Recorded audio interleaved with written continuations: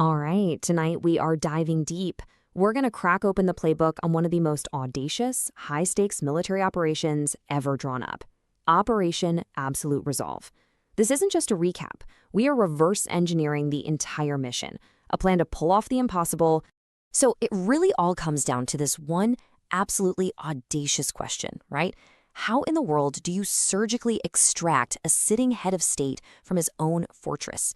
We're talking about a leader who knows you might be coming, who is surrounded by a shield of some of the most advanced and lethal military tech on the planet. This isn't just a raid, it's a masterclass in modern warfare, and we're about to break down every single move. Okay, so picture this. Before a single chopper even gets off the ground, the pilots are already staring down a nightmare. We're talking 5,000 man-pads, or man-portable air defense systems. These are shoulder-fired, heat-seeking missiles. They're nearly impossible to track, can be fired by just one soldier, and they are absolutely deadly to low-flying aircraft. For the assault team, it's like trying to fly through an invisible minefield in the sky. Just insane. And if that wasn't bad enough, you gotta look higher. The entire airspace, it's locked down tight by a Russian-made S-300 missile shield. This is a sophisticated long-range system designed to swat jets out of the sky at 90,000 feet. It's a total death trap. So fly high, the S-300 gets you. Fly low, the man-pads are waiting. It seems impossible. So how'd they do it? Well, it all starts here. Phase 1, the unseen eye. See, before you even think about putting boots on the ground, you have to achieve what's called total information dominance. You need to see everything, hear everything, and know what the enemy is going to do, maybe even before they do. In this complete picture, this web of intelligence, it was woven from 3 main threads. First up, you've got HUMIT. That's human intelligence. In this case, a high-level CIA source inside the government feeding them critical info. Then there's SIGINT, or signals intelligence, which is basically listening in on every electronic whisper. And finally, GEOINT, geospatial intelligence, using satellites to map every single inch of the target zone. But to get that really juicy stuff, the signals intelligence, to hoover up every single phone call and radio transmission, you need something hanging right over their heads, totally unseen. And for that, they sent in a ghost. And here it is, the RQ-170 Sentinel. This thing is a top-secret stealth drone. Now, the key here is what they call its dual sensor platform. And that's not just tech speak. It means the Sentinel is basically an ear and an eye in the sky all at once. It's intercepting communications while it's also watching the ground with incredibly powerful cameras. It literally sees and hears everything. So you can just imagine it. Night after night, this ghost would launch from Puerto Rico, park itself invisibly over Caracas, and just get to work. It was building this complete, real-time picture of everything happening on the ground. It wasn't just mapping a building, it was building a digital spiderweb of connections, movements, everything.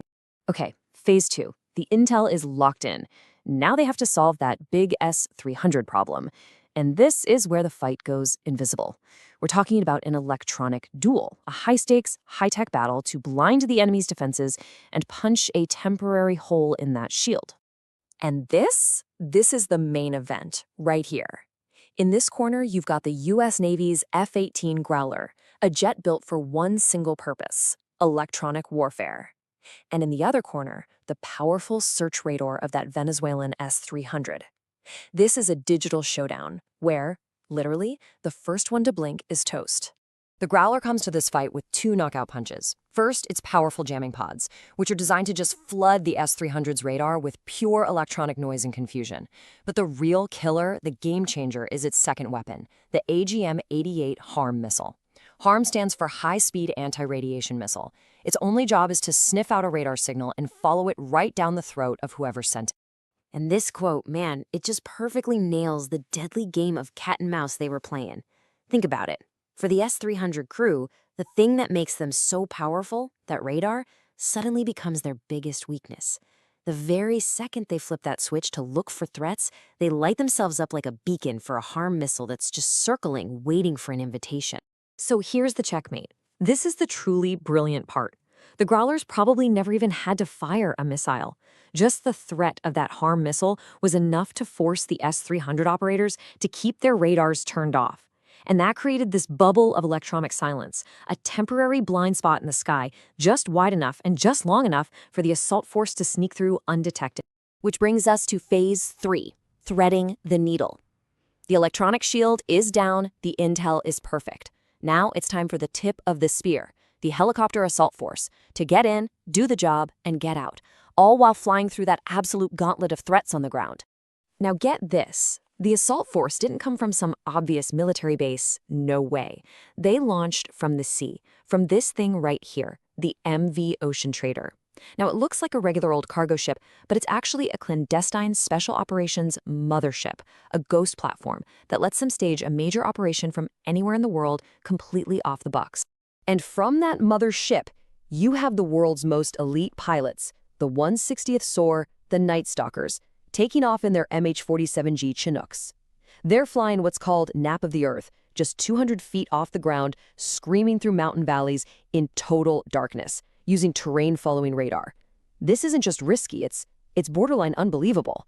Only they can pull this off. And down at that altitude, they are navigating a literal cocktail of death. You've got those 5,000 man pads, for sure, but just as deadly are the simple things you can't see on radar. A sudden power line strung across a valley, a cliff face that appears out of nowhere. It's called controlled flight into terrain, and it means one tiny mistake, one split second of lost focus, and the whole mission goes up in a fire. So they get over the target and there's nowhere to land. The Chinooks just lock into this impossibly steady hover, while Delta Force operators zip down these fast ropes, hitting the ground with absolute precision. And the second their boots hit the ground, it is all about speed, surprise, and violence of action, using C4 explosives to blow the doors and move to the target without hesitation. Now, being able to move with that kind of speed and precision in the dark, that isn't luck. Not at all. It comes from thousands of hours of obsessive training in what they call close quarters battle, or CQB. For months, these operators rehearsed this exact mission on a full-scale, life-size replica of the compound. So when they went in for real, under night vision, they weren't exploring. They were just re-walking a map they already had memorized. Okay, but grabbing the target, that's only half the fight. Now for what might be the most dangerous part of all, Phase 4, the clean getaway. You have to get this guy out of a hostile capital city, and by now, the entire country is a stirred-up hornet's nest. The extraction plan was this incredibly complex, multi-stage ballet. First, liftoff and a high-speed flight north to the USS Iwo Jima waiting at sea. From there, another flight to Guantanamo Bay for processing. And the final leg? A flight to New York to face formal charges. Every single step was designed to get the target further and further away from the action, as fast and as securely as possible. So, when you step back and look at the whole thing, what's the big takeaway here?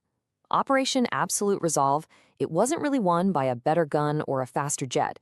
It was won by this perfect symphony of intelligence, electronic warfare, and elite special operators all moving as one single entity.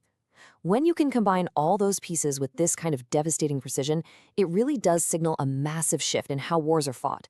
The future of conflict might not be about huge armies anymore. It might just be about this, the surgical, precise, and utterly lethal application of force.